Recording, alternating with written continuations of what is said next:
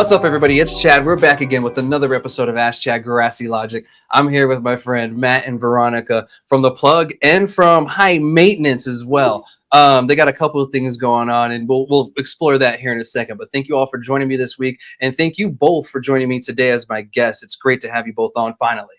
Thanks. Yes. Thanks for having us. Of course, man. Well, I guess we'll just dive into it. Could you guys go ahead and just introduce yourselves to my listeners? You. Go ahead. No, you go. So this is my second appearance on the show. I'm Matt Kennicott, co-founder of High Maintenance and The Plug.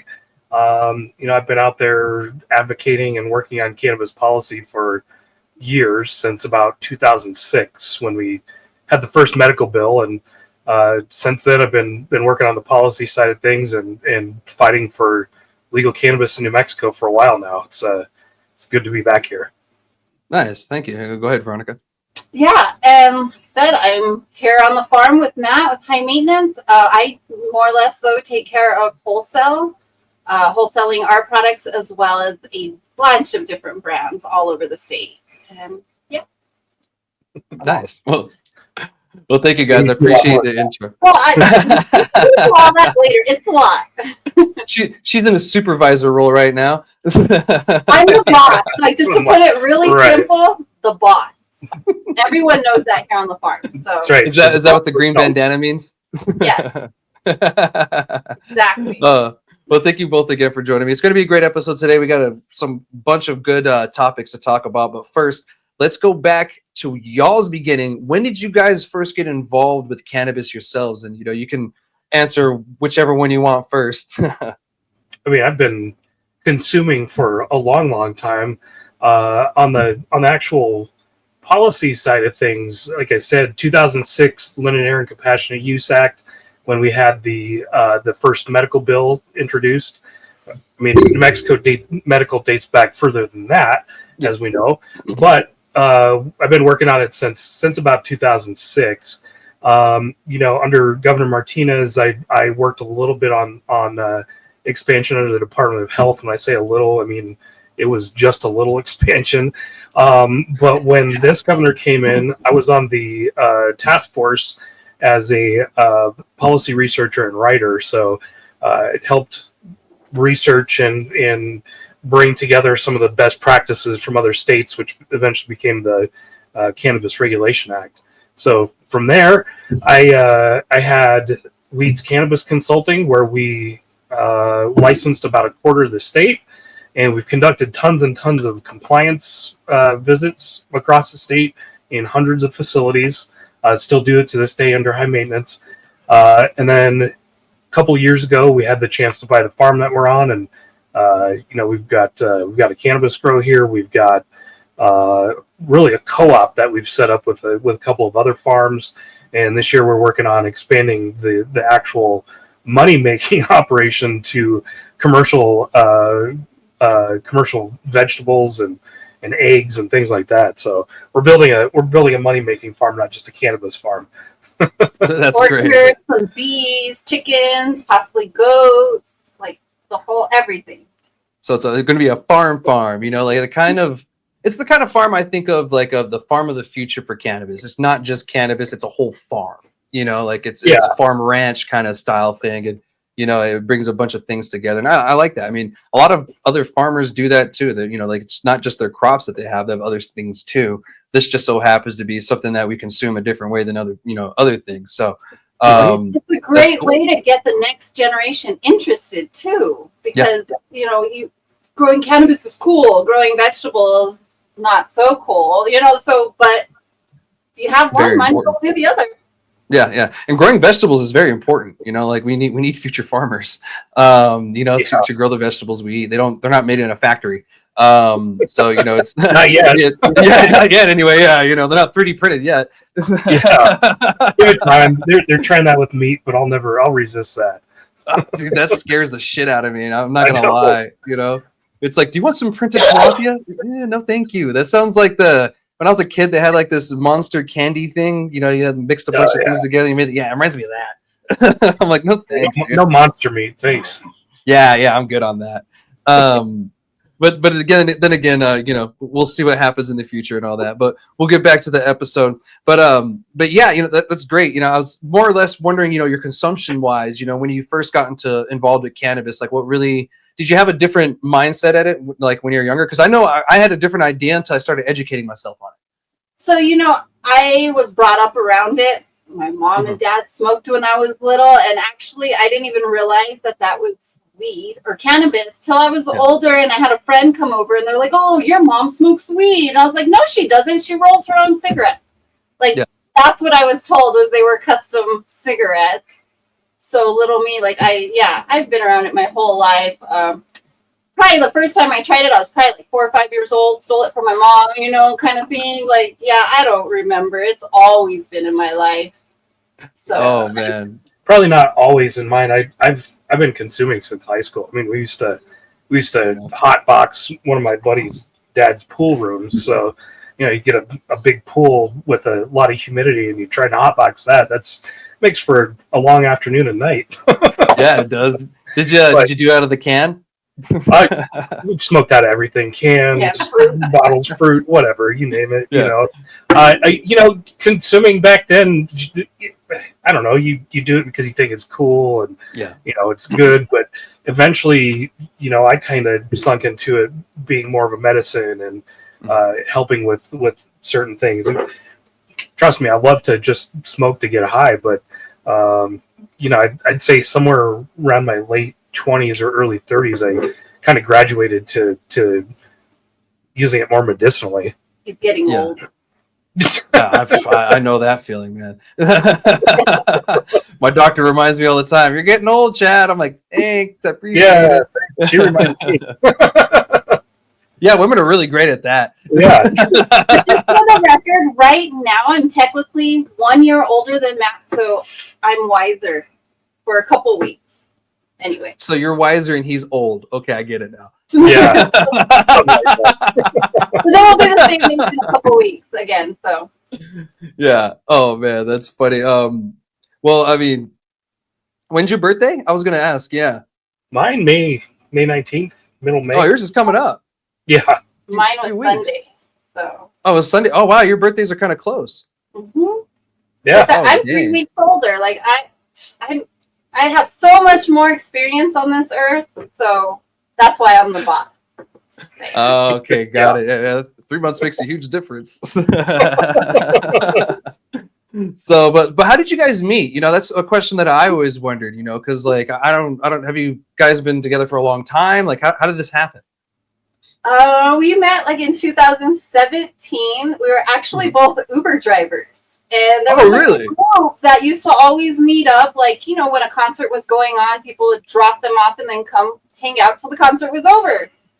And that's where, we started chatting, and people kept saying, "I think he likes you." And I was like, "No, he doesn't."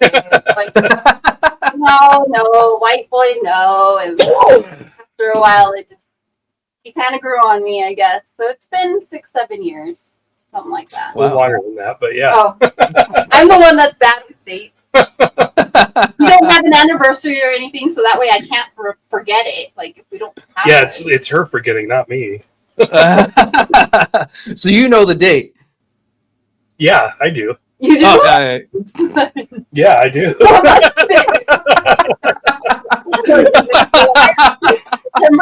You're in the neighborhood. I know, it's one of those ones. I'll remind you.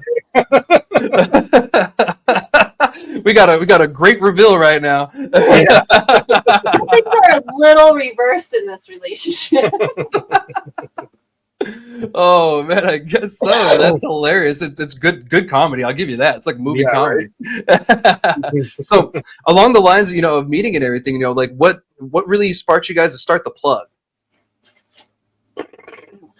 Geez, I think at one point we it still exists. We saw a big information gap and knowledge gap, but I saw a lot of that at Weeds, where you have a lot of people coming into the industry who are really good growers or manufacturers or whatever they do. They're amazing at it, but they might need a little help on the business side, or even more so on the regulatory side, because stepping into something that's as complicated as cannabis regulation is very, very difficult. So Yeah. we kind of saw it as a way to help fill that gap and help small businesses kind of compete on the level with the bigger ones with the same information.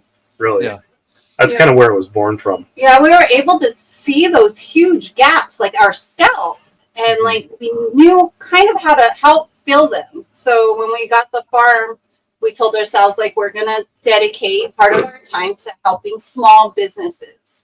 You know. Yeah, and we had some good co-founders working with us. They really helped on the retail side. In fact, one of the retailers that they helped is now just I think they've doubled their numbers from the previous year because of some of the coaching that they received. So, it's been good. We've really, I guess you could say, transitioned it more into an information thing rather than a membership, and it's helping, I think, still shine a lot of light on different things going on in the industry, whether it's regulations, whether it's the legislative session. We've had this water issue that we've been dealing with. So, I like to think we're a little bit of a hub for information for the industry in the state.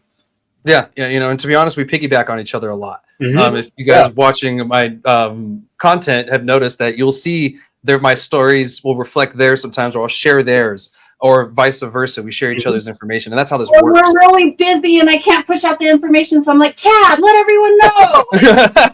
I just found this out. And I'm like, oh shit! Exactly. Or I let them know, hey, I just found this out. Oh shit! Like that water hauling issue. Like that just kind of came out of nowhere.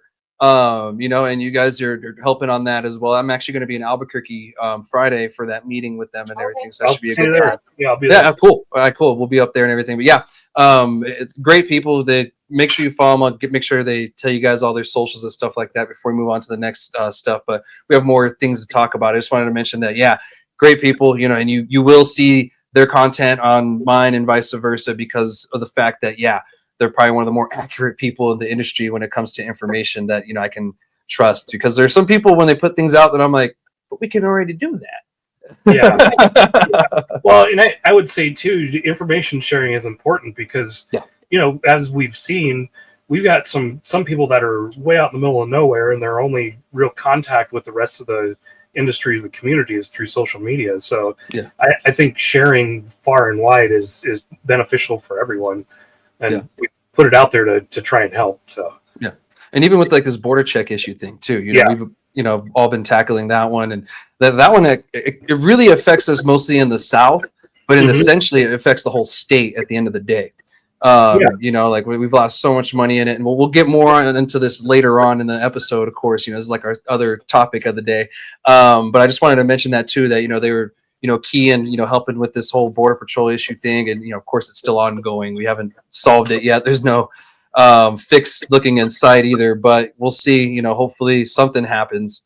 But like you guys have been a big help, in the industry, especially this last legislative session was a shit show, dude. But I appreciate you guys' help. You're not kidding, man. It was a rough one.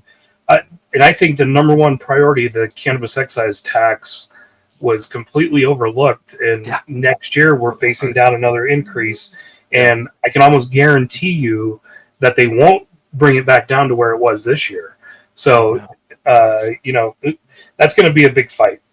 And it should be. It is. And to be honest, we were wasting a lot of time on things we didn't need to waste our time on when it came to the legislative stuff. Like it was exhausting. Like last year with the drive-through things. Yeah, we saved them, but that was a big fucking waste of time. Like we wasted a whole 2 weeks on that. And like just that alone, like it took up so much of everybody's time to fight that. And at the end of the day, we could have changed the tax stuff last year versus fighting that. Yeah, and it didn't happen. Honestly, my hope is this summer as an industry and as a community, we're more able to educate lawmakers, policymakers, regulators in their cities and towns. That way, when we come with with legislative solutions this next session, they'll not be catching up. Rather, they'll already be educated and ready to tackle these issues head on. Yeah. And, hopefully the data we gave them with the town halls, and to be honest, thank you guys for helping with that too. They actually hosted one of our town halls for us when you guys went to Clovis and we were in Hobbs at the same time. So we had two coinciding town halls going on. They helped us with that because we're getting down in the nitty gritty for that year. And I appreciate y'all's help and support throughout that whole thing. And, getting that data out to the legislators was important, And, we appreciate what you guys do, and you do it out of your own pocket. And like, I've already told you this, anytime you guys need any support or any of our connects or whatever, you guys got it. Yeah, appreciate it. And I can't thank you guys enough. That was clutch for us for sure. It may have been one, but that was an important one. Clovis is a big hub from Texas, so we really needed them to to say their piece too. So hopefully, that helps educating the legislators. Contacting your own legislator yourself, even through an email, to educate them. Maybe they'll read it. Don't do the copy and paste thing. I tell you guys all the time. Like you get those mass emails from Normal and stuff. At least put something of yours at the very beginning, and then leave the copy and paste because they delete those. Yeah, Yeah, I would run it for Chat GPT first. Jeez. Yeah, these days we have technology and AI. You can totally just, they'll read it. Yeah, if you're be lazy, use AI to be lazy. Yeah, exactly. There's ways to be lazy these days, more efficiently. Not get caught. Yeah, exactly. In the Army, they would say, if you're not cheating, you're not trying. But if you got caught, you weren't trying hard enough. Nice. Yeah, which is a funny saying, right? But yeah, like all the issues now, I really appreciate y'all's help. And it seems that the industry is starting to wake up and realize that they have to fight too. It can't just be 3, 4, or 6 people doing this. It's going to take a bunch of us to really get this done to what we want. And we can complain all day online and, do the keyboard warrior thing. But when it comes down to it, you got to show up to city council hearings. You got to show up to legislative stuff. I really want to see Cannabis Day again at the legislature. That would be great. That'd be something I'd really look forward to. So we'll see if that happens in the future. We used to have those during the medical years. We had them for a few years, but we haven't had it since legalization started. We haven't had any. I think it's time that we do. Those days, as a former legislative staffer, sometimes you look at them as, what the hell are we doing another one of these days for? But from an industry perspective, they're actually very important because legislators do come through, the staffers do come through. So it is more about than just getting free food or, we can't hand out product, but, free swag and stuff like that. Yeah. So they're important. It needs to come back and it needs to happen again. We need to get them little green New Mexico states so they can wear on their stuff to, for support. That's good. That's something we could do for Legislative Day, though. I think so too. I think it'd be great. I did look into it, and it's something that I'm looking to try and do later this year to try to, put it in. So hopefully, I'll get the paperwork in time. So I'll work with you guys on after this episode. For sure. We'll talk about it. But so that's another thing that I guess you guys are going to help me with too, and something like that. And it's great that we have that kind of backup in the industry. I mean, the girls from the town hall sesh, they do such an amazing job. But having other people from other parts of the state, man, that's just game changing. Because we're all in different areas, we can hit different things. I mean, Veronica, you've hit me up on certain things happening. I'm like, well, I'm here. I'm gonna go check it out, or hit you guys up on something like, oh, you're gonna go like during the legislative session, and I know that was a shit show with things changing, but you guys were at least able to go to places, even though the hearing didn't happen. You're at least able to go when us down south have a harder time. So that felt like you were like tag team, like, okay, you go, now I go, now you go. Like, yeah, it was like a tag team thing. Yeah, it was. It's like, all right, I'm here. Now you're here. Okay, cool. It kind of sucked that I didn't see you guys at the same time, but actually I'm glad we didn't, because that means that we were doing different things in different places, like being in the same place, it's like, oh shit, we're not doing something else. So it was kind of cool, but at the same time, I really like hanging out with you guys and everything. I actually got to hang out with Veronica at one of the consumption lounges in Albuquerque not long ago. Such a fun time. I love that little lounge. I gotta go again. It's a little coffee shop vibe. Yeah. And the origami. Of course, I love the origami everywhere. Thrive. Shout out to Thrive. Josh. So, aside from the advocacy and everything like that, let's talk about the farm. I know you guys, have mentioned it a little bit. You kind of have a co-op thing going on. I mean, how many farms are you going to be hosting? Well, we've got 3 farms out here right now. It's a great setup. Basically what we do is, rather than rent coming in, we all share labor. We share working on the property. Whatever needs to be done around here, we get done together.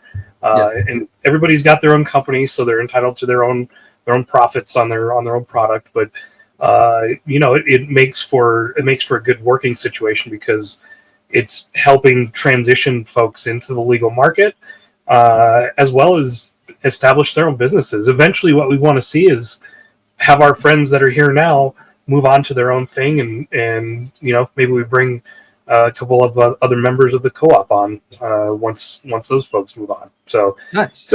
I think it's a good way to share resources and get work done. We've got 6 acres, and it's a lot for just 2 people. So now we've got an army. So Right, and we don't have employees that we have to micromanage. Like, this is their company, so they're in charge of it, and it's a lot. It's nicer than having an employee that's just getting paid X amount and only showing up from one time to another. Yeah, here and there kind of thing. yeah, exactly. Yeah, and these days, we're good. We're even extending that a little bit over to our market garden. So, that way it's another thing that we're not necessarily managing on our own. We'll end up doing a bit of a profit split with the folks helping us with that. So everybody's kind of winning out of the deal. It's been a really good way to kind of restore the land that we're on, and for everybody to get in their piece. Yeah, to utilize it and everything. I mean, that is a lot of acreage. Like, my brother had 30 acres in Colorado, and I was like, dude, what are you gonna do with this? Yeah, I was like, that's a lot. That's a big chunk of land. Right, it is. He sold that property since then, but yeah, I was like, dude, that's a lot. Like, I just want 1 acre. I was like, I'll be happy with 1, man. Other than growing cannabis and veggies too, we're planning a lot for the future here. We've got an orchard that we're going to put in on the west side of our property, and this summer I'll begin working on putting together a pens for pigs and goats, and we're going to bring turkey and probably broiler hens and all kinds of stuff. So, like we said, working farm. Some of that'll probably be part of the co-op too. So yeah, you guys should get like an alpaca or something. Oh, I want one. But he just doesn't. If I give him like a good reason how we can profit off of it, then maybe. Yeah, just make it a petting zoo. No, it can cover $1 a kid. Right? $1 There we kid. go. Thanks, Chad. I'm gonna get my alpaca now. I'll take 25 cents per kid for that. Oh man, that's great. That's cool that you guys are, you're doing that and everything, and so the high maintenance, how big of a license do you have? Is it a micro? Yeah, we're micro. Micro. That's it's a lot. We're still beginners very much in growing. I've grown in a temp for a long time, but at this scale, we're very much beginners. So it's got to stay manageable. Oh yeah, and 200 is still a lot. Yeah, it's a lot of plants. Plus, I think we've seen enough around the state where people have started off way too big and they've crashed right away. And it's just a good general lesson in scale in starting where you can manage and building on that. Yeah. So it's we've seen a lot of powerful lessons like that around the state. Yeah. Unfortunately. Fortunately and unfortunately. And personally, I don't want to ever be bigger than like 200. I want to keep it small and craft, so we don't want it to just be our main source of income. Like, we're trying to spread it around. So it's just a little bit. Yeah, and to be honest, craft is the backbone of not just our industry, but many other industries around the nation that have implemented a craft like licensing kind of thing. And even when I was at the legislature, the legislators and everyone else in the offices, they were, please save our micros, blah blah blah. Please, help the micros, and like the micros are the backbone. And I'm like, wow, I'm like they're really wanting the micros. I'm glad to see that, because that's something that we needed, because you can't just have these 100,000 plant grows and expect everybody to get, quality. I mean, it's at that point, it's almost impossible to get really good quality. Just recently, I had some retailers hit me up telling me or asking me, bring me some babies, bring me some micros, bring me some fire that my competitors can't and just can't get a hold of, and so so it's like, all right, I put a calling out to all micros so I could go through them, vet them first before sending them down to the dispensaries and stuff. And I think retailers are finally taking notice. Customers are finally getting educated a little bit. So we keep pushing that THC isn't everything thing, and it's starting to work a little. Story. That's another story. Yeah. Oh, that's a frustrating story. Yeah, it is. I should probably do like a history episode one day of this whole where this THC thing came from and how we got here where we are, and a lot of it is just the fact we just didn't know better, and now we know better, and now it's like shit. Now we got to undo all that. Well, there is something to be said about stoner logic. I don't think any of us really measured the potency of our weed. It was just, is it a good high or not? Does it smell good? Does it look good? Yeah. We need to go back to that. I think it will be better if we go back to the nose. Does it smoke good? Does it just look good? Let's stop going so much off the numbers. The numbers just should be, is it safe? Or what's in it? Not basing your decision off of buying it off of that. And I think some people misunderstand that sometimes when we try to deliver that message. It's just more or less like, no, you shouldn't. It's like buying beer. Are you buying beer off of the volume of alcohol, or are you buying it off of the flavor? If you are buying it off the volume of alcohol, you're not looking to enjoy it necessarily. It's exactly. It'll get you drunk. Well, nobody walks into the bar and says, give me a shot of Everclear. No. You want something that tastes good. You want to enjoy it. Yeah. If it's bad tasting, it's at least well. Yeah. It's not because it's like 1,000,000%. It's just because it's well. If we're going to compare cannabis to alcohol, we're probably closer to wine than anything, even though I say so. The actual plant is cousin of hops. But terroir and all of the other things that go into wine, a lot of that is found in cannabis as well. So I don't think it's fair to compare us to alcohol, though. Something completely different, and it's just something that I think people have grasped onto without much knowledge. But that's changing. We're developing more knowledge. So yeah, it is, and it's the best comparison we can really give people. Because we haven't really had something in a regulatory framework, such like cannabis too, since like alcohol, tobacco. So, it only makes sense to do that. But yeah, it's really not fair to say, well, we need to regulate it like alcohol. It's like, oh, why? It's like, is that even like a good way that we did it? Should we maybe have that conversation first? Did we do that correctly? Well, so, I think the regulatory environment will eventually evolve too. Mm-hmm. I mean, the more experience we get with stuff, the better we would hope we get at regulating things. That hasn't necessarily been the American government experience, but we can still keep our fingers crossed. Yeah, and especially with the very polarized environment we're in right now, it's going to take some time. I do see some slow changes coming on all fronts, essentially, even from the consumer side to the political side.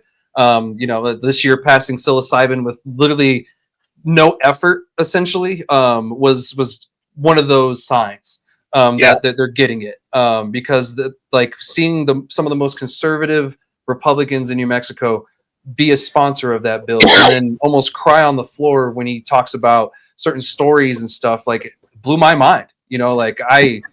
I was blown away, and I really thought we were in for 4 to 5 years. And I even told them that. I was like, we're probably in for 4 to 5 years on this guy, so get comfy. But they pushed it through, and I was even shocked on that. So and the stories of the use as medicine have become so mainstream today. It's almost a no-brainer at this point. I think it ended up with a solid piece of legislation that it's going to help advance psilocybin medicine and psychedelic medicine.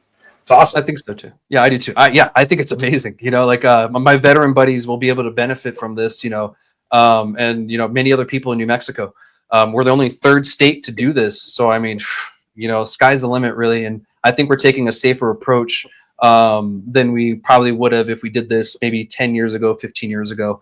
You know, I think this is the correct way to do it. And some people may disagree with that. But at the same time, you know, we have to remember people are people and people do people things. So, you know, we have to try to do harm reduction as much as possible when it comes to that. And look, we got a little celebrity with us. Look at this little bikini babe right here. I saw him playing in the pool earlier. Yeah. He's half asleep right now. It's her nap time. Yeah, he's cute. I got to hang out with him when I went to their farm one time. But you know, where's your guys' product at? I wanted to ask that before we move on to the next topics that we have here. Right now, Impact Farms, Galileo. I can't think right now. I just smoked. You can't put. I told you, no asking questions. I don't know. Impact Galileo for sure. Mindscape, Gray Moon, Nomad, Better Days down. Yeah, Better Days down in Eunice. Shout out to them. Yeah, I think that's about it. So like, we'll have some hash holes coming soon, being rolled by Zia Terp Hunters. The Rosins by Zia also. Yep. Cool. So those will be out soon too. Dope. Well, congratulations on that. I mean, a lot of like those hash holes have taken over New Mexico, and I'm glad that you guys are jumping on that too. I love hash holes. There's some really good hash holes out there too. They're just fun. Yeah. It's just a fun product. Yeah. And for those who don't know what a hash hole is, unfortunately, if you don't, what it is, it's a joint, and before you roll it, they essentially put a sliver of hash rosin in there, like a little snake or a worm, sometimes they call it. Then you roll it up with it, and if you do it correctly and you don't mess it up, when you smoke it, it'll have a hole in it, like a donut, as you smoke it. So you know, it's cool, tastes good, all that good stuff. So if you didn't know, that's what it is. But congratulations on that. I'm glad that you guys, you know, are you know, I wouldn't say like advancing, but you know, just experimenting more. You know, you're kind of digging into it, see what works, see what doesn't. That's the fun of this. You know, that's the fun of the industry. That's the fun of running your own business too. You know, you get to set your own agenda and decide what you want to do and who you want to be. So yeah, you know, play around with it a little bit. Yeah, have some fun. You know, like this is not all serious. Why so serious? You know, not everything has to be. So, but thank you both for joining me on here. Let's get on to the next conversation and everything. But is there anything else you guys want to mention before we move on? No, I don't think so. You know, we're just out here having fun building the farm. So stop on by for a smoke sometime. Right. Heck yeah. And where can people find you online? And, you know, I guess you already told me in the stores, so we don't have to say that. You know all the handles. Well, right now we currently only have one. High maintenance NM2. The NM plug 2, that will probably come back here shortly. Those are the two main ones. Yeah. Cool. And then our website. What is our website? It's just like our email. Our website is hmcompany.co. hmcompany.co. Yeah. Got it. Cool. Yeah. When I saw the email, I was like, interesting. Yeah. So, but thank you both again for joining me. It's been great talking about this, and you know, even I learned a few more things about you guys too. So, you know, it's been great to finally get you on the show. But let's get on to this next topic, and this is a topic that you all have been hammering hard. You know, I've been there, but you guys have been hammering this one hard. It's the Border Patrol issue, and this is an issue that it's not improving. Unfortunately, it's kind of getting worse. Even an ex-employee of Adams Radio was tied up in this. He works for Herb now. And they took $400 of product, his personally owned vehicle, and you know, held him for, you know, quite a few hours. So it's unfortunate. And that was what, 3 weeks ago. Him and I've been playing a little phone tag. So if you're watching, I'm still trying to get in touch with you, dude. Cool. Yeah, and I'll remind him too. So you know, I know he's busy. So yeah, I'll let him know to remind him.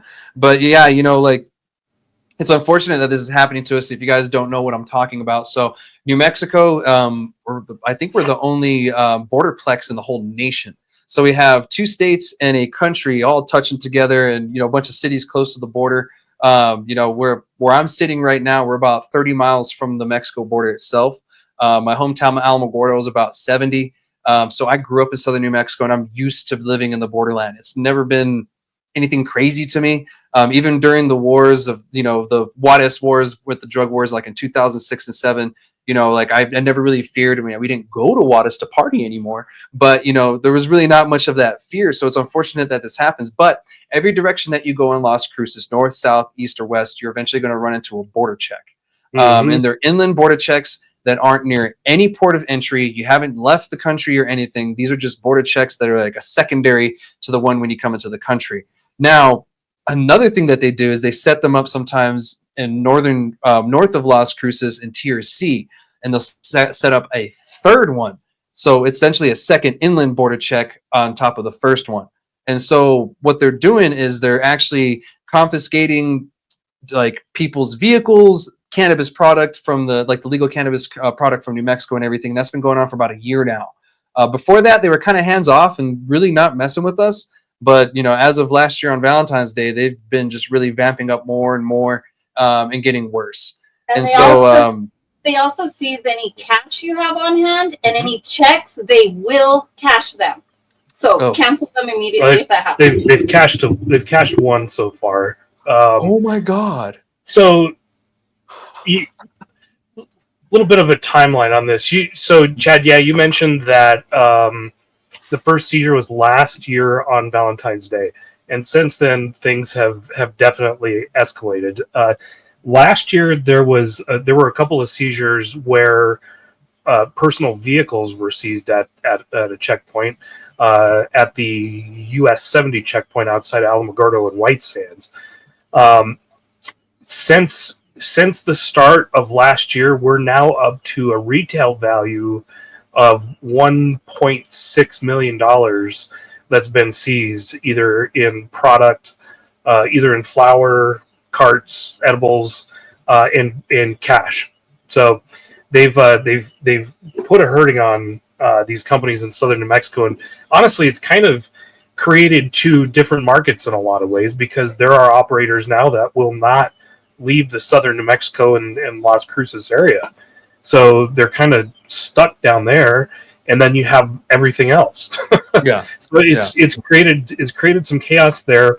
It's definitely increased operational costs for every operator trying to get through the border checkpoints, and it's created a lot of uncertainty in the market down there. We've pulled out all the stops for this. We've had a pretty solid, I think, PR campaign going. We're getting ready to ramp up the second part. I'm actually building a website for the border stuff now. I hope to launch that within the next week. There's a group of 8 that actually filed a lawsuit against Customs and Border Patrol saying, look, you've been seizing all this product. We haven't had any due process at all. Up until recently, they weren't giving any documentation for any of the seized product or cash. That's changed since the lawsuit, but basically the government has been saying we don't have any standing because we're just doing our jobs to enforce the law. We're saying, you haven't given us due process. You need to at least do that. And oh, by the way, you're not enforcing this anywhere else in the country, so you're violating the Equal Protection Clause of the Constitution as well. So we've got this lawsuit currently pending. The feds have until, I'm looking at the calendar, mid-April, I believe, to file their final response.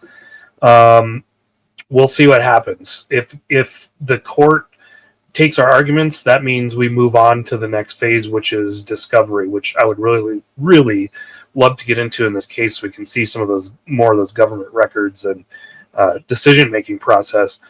But in the meantime, we got to keep the pressure on. So we've also got a lobbying effort at the federal level. Our attorneys at Greenspoon Martyr are very well connected federally. They also work with a lobbying partner out there just on cannabis issues. And they've been busy contacting our congressional delegation and meeting with other members of Congress and eventually the White House. But they have brought language to our congressional delegation that's going to end up in the next federal budget and hopefully pass through the entire process that says Customs and Border Patrol, you do not have authority to use federal money to enforce the law against state legal cannabis. Something like that has already been done at the DOJ. It was called the Cole Memo. President Trump rescinded that during his first term, but it's still largely used, and the DOJ really does not prosecute cannabis cases anymore unless they're super illegal and egregious. So we're basically just asking for similar treatment under the law. These seizures have to stop, though. Just in the last 2 weeks, there were an additional 2 vehicles seized with an additional 3 seizures, and it looks like they're targeting now as well. There was one company that went through the I-25 North checkpoint, and they actually asked a new driver where the usual driver was. So they're definitely spotting folks. And then, we drive south quite frequently. We're actually just in Juarez the other day for dental work. Yesterday. Yeah. Wait, was that yesterday? Yesterday. Yeah, it was yesterday. Holy shit.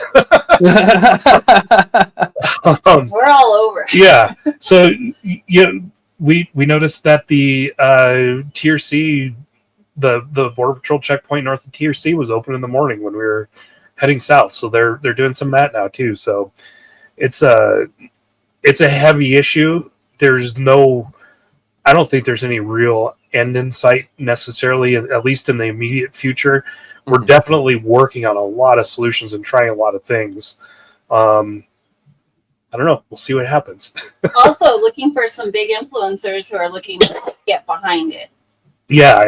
So far, I haven't had any luck. Everyone's too scared. So we need someone who's not scared. Someone like Burner or something that's not scared of the government. Definitely need a heavy in the community to kind of step up and have an active voice in this if possible. So that would be great. That'd be a huge help. Maybe try to reach out to Exhibit. Recently, he's been kind of accepting his New Mexicanness. He lived in New Mexico for or Albuquerque. Oh, that's right. He just did an interview with someone. Who was that? He did, and he kind of almost apologized, like I should have accepted my New Mexico-ness a long time ago, because he shared his history. I was like, dude, you're New Mexican, bro. Like, you're just sharing things like you're freaking from New Mexico, bro. There's no way. So and he's trying to make it right. He's supporting more New Mexico stuff and artists and things, and maybe this is something that he would get behind. Maybe try to reach out to him or something like that. That's one place to start. And honestly, we're getting ready to kick off an effort to raise some money for this too, because right now everything's being funded out of the companies that are involved pockets. But we all know how the market is. We all know how tight cannabis is to start with. Everybody in this business is not a millionaire. And so we're gonna start going out to the community here soon to help raise some money to help us see this thing through. It's going to be a long fight, but the fight is worth it, because really we're not just looking at New Mexico at this point for this issue. This is going to be something that helps the industry across the entire country. So we're definitely going to go out and start asking for funds. We've got some cool stuff we've been talking about, and we should see. I think we're going to start seeing some T-shirts here pretty soon to start showing support too. That's the easiest way to get started. So some fun ones too, not boring. Yeah, exactly. Yeah. So we're working really, really hard on this issue. We meet every week and talk through it. I've been coordinating this group for over a year now. We've stuck together pretty well, and just need to keep working through this, because I believe we can make a change on this. It's just going to continue taking more work. Yeah, I agree. It's something that we can't let down on. And it's good that those 8 business people or businesses decided to do this lawsuit, because without it, we would just be stuck doing nothing. And, it shows that when you fight, something might happen, or we could maybe change everything, and hopefully we do, because this wouldn't just be for us. This would be for everybody in the whole nation, you know, Yeah. because that the 100-mile thing applies to all borders of the whole nation. Yeah. It's just unfortunate that we get fucked with the most, you know. Well, and there is a little bit of overlap with another big case out of the Northeast called Canna Provisions. They're basically making a 280E argument, though, saying, Yes. you know, hey, feds, you haven't been enforcing the Controlled Substances Act up here. You're allowing us to operate. So therefore, we shouldn't be subject to 280E. So there's some overlap there, but there could be a little conflict as well, because we're making an equal protection argument saying, well, you're only enforcing it on us. Yeah. So, you know, honestly, potentially this could be a case that in 5 or 6 years you could see end up in the Supreme Court. I mean, that's the big potential for this case, because I don't think people realize how many layers are truly involved in this, other than what we're just seeing here on the surface in New Mexico. Yeah, no, I agree with you. You know, it goes deeper and deeper. And, you know, I'm glad you brought up that lawsuit over on the East Coast, because that one's very important too. And there's been a couple of lawsuits that are kind of similar in that sense, you know, where they're kind of saying, hey, since this and this, why are you doing this and not enforcing this? Or, you know, since this, you shouldn't be enforcing this. And that's kind of been the case with those. And some of them, you know, they've lost or been dismissed, whatever. But, you know, hopefully something happens with that one, and hopefully something positive for once. Because, like, just lately, man, we've been taking L's in the cannabis industry. I know. Well, honestly, there's a lot of conflict in the industry in general that needs to be sorted out. It's not just the Border Patrol case or anything else. There just is inherent conflict because the feds still look at it as a Schedule I substance, and we're out here as states and trying to pioneer this new industry. So there's conflict, but it's got to be addressed hopefully sooner rather than later, because we're a legit industry now. New Mexico is $1 billion industry. There's other states that are much, much larger than that, and they pay federal taxes. Yeah, you know, and I think they projected like by 2033 that we're going to be like a $100-something billion industry or something like that nationwide. And, you know, that's huge. You know, that's a lot of money. And the federal government gets money from us every year, regardless of this being legal or not. You know, at least let us claim some freaking taxes, you know, shit. You know, it's rough out there, homie. Business, come on. Yeah, you know, we're legitimate businesses now. You wanted us to do this, and we did, and now you're punishing us. So I'm thank you guys, you know, so much for, you know, for fighting on this and everything, and keeping everybody involved, and, you know, keeping me informed on it too. You know, like I've said before, you know, we can't be everywhere. I can't be everywhere. So it's great that there's different groups working on different things, because I would go crazy if I was just one person, or you guys would go crazy if you were just the only people working on it. So thank you so much for taking up this one. Eventually I want to have the people on that are working on the water hauling issue thing too. And we could have talked about that some today too, but I want this to kind of play out more until we get, you know, even more information on it. So that way you can kind of explain it. I've talked about it on the show a couple times, but I haven't really dug in with anybody else who's been involved with it, because this was interesting too, because this came out of left field and everything too. So that'll be an interesting topic to, especially when they decided to just come down the way they did. I was like, oh, damn. So the Albuquerque Journal is writing a story on it now. I know a couple of folks have been contacted by a reporter, including myself. So I would expect a more in-depth public piece to run next week about the issue and what's happening. So something to look forward to. It's something that's been in the community and in the industry for a while now. Mm-hmm. But you know, I don't think a lot of people outside of us really know what's been happening. Yeah, you know, especially because like other states like Oklahoma, you know, they have like unlimited water. So this isn't an issue to them to start out with, you know, like for us, you know, water is everything, you know, like it's just, we haven't had rain in almost a year. So, you know, that, you know, sums up of how important water is here in New Mexico. So yeah, this water hauling issue, it could have crippled many people. But yeah, that'll be another topic for another day once we get in more into it, especially after that article comes out. And we get more people speaking. And of course, I want to go to that meeting this week and, you know, talk to everybody too and get more everybody's, you know, views on that. So, but anyway, thank you so much for that topic and everything and the update on the Border Patrol issue. We just got to keep pushing on it and just keep fighting. You know, just be careful out there, y'all. You know, they're gunning for us as usual. So, but yeah, anyway, let's go to this last topic that we have for the day, and I'll let you guys get back to your farming and stuff. You know, you gotta get ready for the piggies. But this last one, you know, we're gonna be talking about, you know, the broke elephant in the room, which is the title of this episode. And this is actually an issue that isn't just in New Mexico, isn't in just Colorado. This is a nationwide issue. Now, this is something that every state that has an adult use cannabis program is going through, and that's people not paying vendors.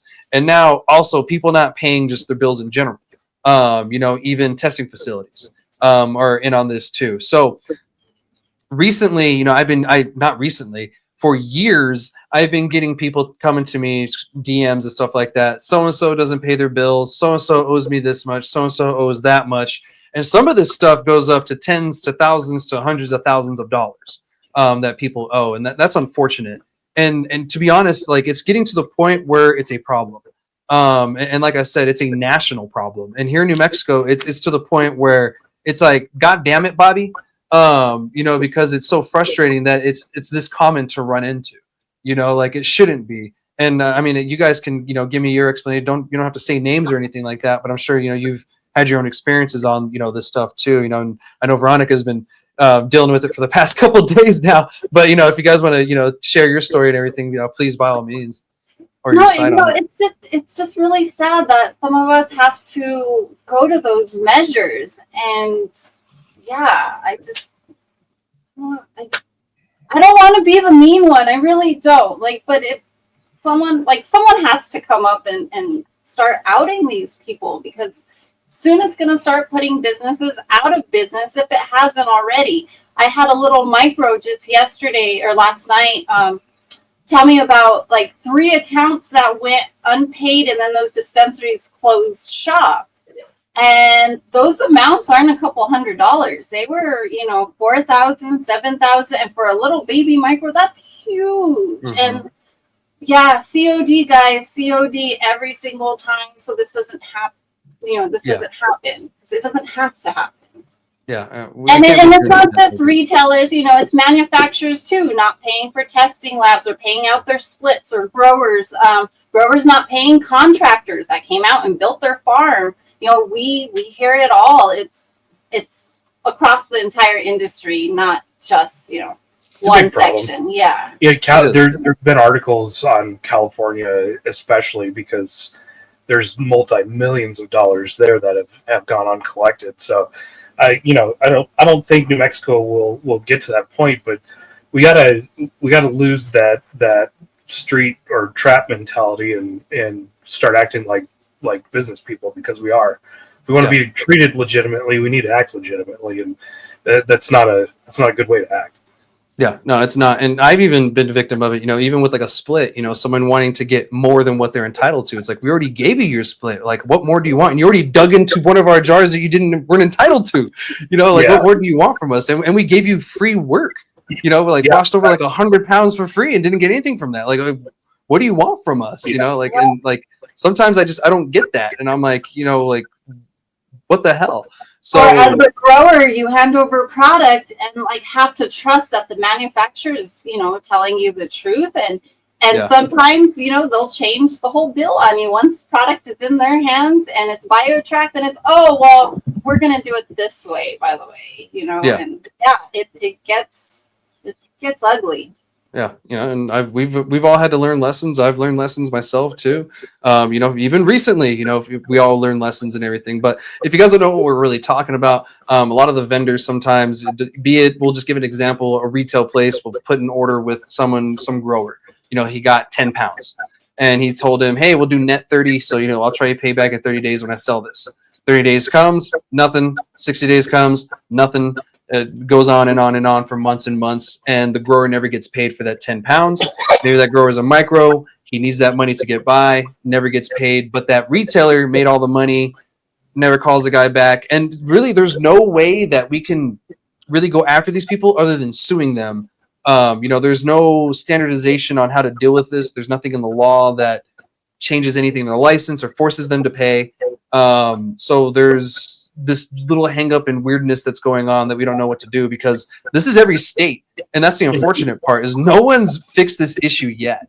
And like when people were trying to close the licenses, I'm like, well, what about the people that like haven't been paying their bills? They think they're doing good, but then they go out of business because they weren't paying their bills.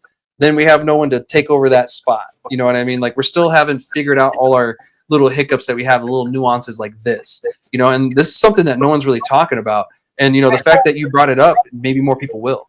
Yeah, and I had somebody reach out from Oklahoma and California as well, saying it's the same thing is happening there. And actually, I got offered to go on another podcast to talk about it. I think the guy's in Oklahoma. I need to still do some research, but yeah, to like it's a big deal. And like I said, no one's talking about it. Everyone's afraid that if they out the retailer or the person that owes them money, then they're really not going to get any money. Yeah. So people just stay hush hush, but you know, staying hush hush, like I found, like doesn't get me paid. Like it doesn't get my grower paid. So yeah. No, I mean, but there are some. We all gotta eat. Yeah, but there are some amazing businesses out there that do pay their bills. They do hold their word. Like we work with a bunch of them. They're not all bad, but there are a few, you know, ones that should probably not have been given this opportunity. Yeah, and it's unfortunate. I don't know what they're doing with the money, you know, going on vacations or what. Because like some of these people, I'm like, dude, you're hunting again? Like you should be working. What the hell? I know how much it costs to go hunting, brother. You know, it's not all free. For 10 hours. Yeah. Yeah, exactly.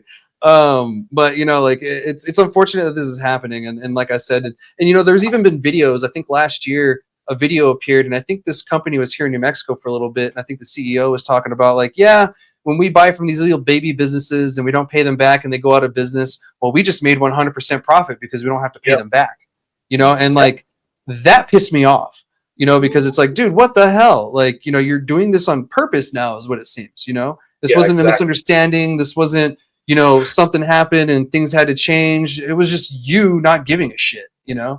I think there's unethical business people out there that use it as a business strategy. Yeah, they know they can try to outlast the small guys for the most part, and in some cases they think they can do it to bigger operations too. Yeah. Oh, dude, and the problem goes from the mom and pops to the MSOs. Like it's victims on both sides and perpetrators on both sides from both areas, and like that's what's so shitty is it's everybody's doing it. Like I've heard from the biggest MSOs in New Mexico down to some of the smallest businesses in New Mexico, you know, not paying their bills and then not getting their, you know, people not paying them. And then talking before the show, Veronica had mentioned to me that there's layers to this even, God damn it.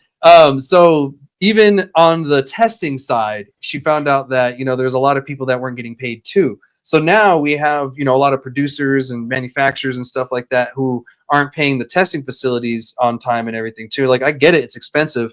And, you know, we're all trying to figure things out, but, you know, it's unfortunate that that's happening, you know, like. And they're just jumping from one lab to another. So the labs need to start sharing information too and start blacklisting people. Hey, this guy has a bill of 10 grand. Don't test any product for him. Yeah, because, I had no idea it was that bad. Yeah, I didn't either. And it's like when you start researching something and you're like, what? Then you go down a rabbit hole, you know, and then that rabbit hole just got bigger. Then you eat the mushroom and you get smaller, and then everything else is just, you know, it gets all crazy and, you know, a little murky in that sense. But, you know, I'm glad that you dug that up. Yeah, and all night I was just getting message after message about another business, another. People are like, oh, will you out this company or that company? It's like, guys, I'm not going to out anyone. Like, this was my personal story that I told. I can't vouch for any other story, like just mine. So like you guys got to do it too. Like everyone has to do their little part. Yeah. You know, and like I said, we're not going to name names or anything like that. You know, it's just unfortunate that this conversation has to happen this way. You know, I wish it didn't. But, you know, hopefully in the future, we'll start weeding people out who don't pay their bills. Cause like I owe a buddy a couple $100 right now. I'm just waiting for him to come into town. You know, I'm not like dodging them. I'm just waiting for him to show up. Or communicate. Like, you know, at least communicate. Like, communicate. Exactly. Have a plan or show some good faith. You know, that's all it would have taken is an act of good faith. Like, you know, here's a couple little payments. That would have been cool. Yeah. But, you know, after 8 months, like, after, you know, months and months with other people waiting, it gets old. Yeah. Some are years. Yeah, you know, and the communication thing is key and helps a lot. You know, and I get people forget. You know, I forget shit. You know, we all do. Remind someone, oh shit, my bad. I'll get you whenever. You know, that's fine. You know, that happens. You know, but if you're like dodging people, not answering their calls on purpose, going on vacation with the money that with the money that you got from their product that you're not paying back, then we start getting into some issues. You know, like it's not just like I'm busy. And we had one retailer not be able to pay us, but you know what? He communicated, and we now own a tractor because of it. So it's like, we're willing to trade or barter. Like, just talk to us. Come on. My grandpa got a bar that way in Alamogordo back in the day. I don't know if you guys ever knew Jerry's in Alamogordo next to Quick Stop. My grandpa owned that bar, then he gave it to my uncle. Oh, wow. Yeah, he got it because a guy owed him money, and he said, "Well, I don't have money, but I got this bar with the liquor license." My grandpa said, "I'll take it." Yeah, absolutely. That's pretty much what happened. Or like, we have a tractor. It's like, well, we have a farm, so those are expensive, so we'll take it. Yeah, exactly. That's cool. And you know what? Like communication, you ended up with a good result. You know, at the end of the day, and you guys can continue doing business. You know, maybe they apologize. I don't know what the situation was, whatever. But at the end of the day, you got your payment. Say what? He went out of business. I think. Makes sense. You know, and that might happen to some of these people. You know, that's why we need to kind of let the industry kind of do its thing, but we also need to figure out what we're going to do when we run into the problems like this, and how are we going to, I want to say oust people, but inform people that this is going on, but also inform them correctly, because, we got to get all sides of the story, make sure that something isn't either being made up or someone isn't telling the whole story or something like that. That's where we run into this whole other thing. And that's where all these layers come in too, and it gets deeper and deeper. And I'm sure we're going to, discover a little bit more things in the coming months with this. But, I can only hope that, the people that haven't been paying their bills start paying their bills, or at least communicate with the people that they haven't been paying their bills with and figure something out. Like maybe it's not money, maybe it's a tractor. Maybe it's services they can provide, something to pay it back. Wash their dishes. I don't fucking know. But, like help them out there, because, like this industry is rough. Paying $280 ain't easy. And especially when the Border Patrol is taking our shit left and right, it's really hard to get by. So, that's really all I have to say for that. Did you guys have anything else before we end the show today? No, I don't think so. It's like you said, it's a rough industry. It's not Wild like West. any other business, and being pioneers is it's not an easy path, but it's interesting, that's for sure. Oh yeah, never a dull moment or a day over here. Like always something going on. It's not, and you know what? Like I looked historically, if alcohol went through similar things that we're going through now, and they did, like similar things too. When they went legal, I was like, you know what? Did they go through this too? And I was like, okay, these are just growing pains. All right, cool. At least I feel this is normal. We just gotta diaries like published.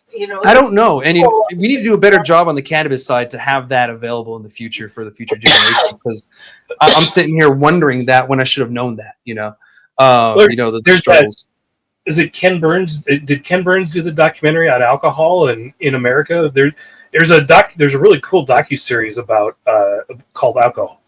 It's about alcohol in the United States, and it goes from the inception of the country to today. It's really good because it talks about a lot of those struggles. So yeah, could be worth watching again. Yeah, I think I will. And, I can compare. There we go again, comparing. But, we can, at least compare to what we're going through right now. Because like we said, legally, legislatively, it's similar paths. And psilocybin's going through the same path right now.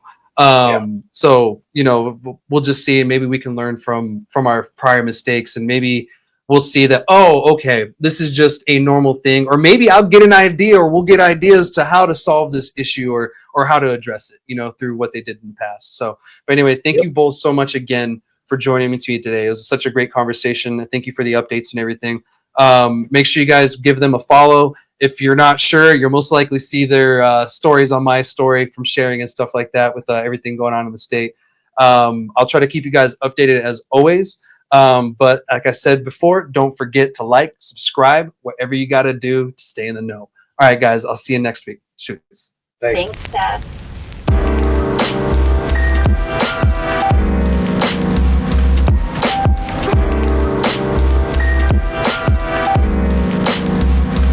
Thank you.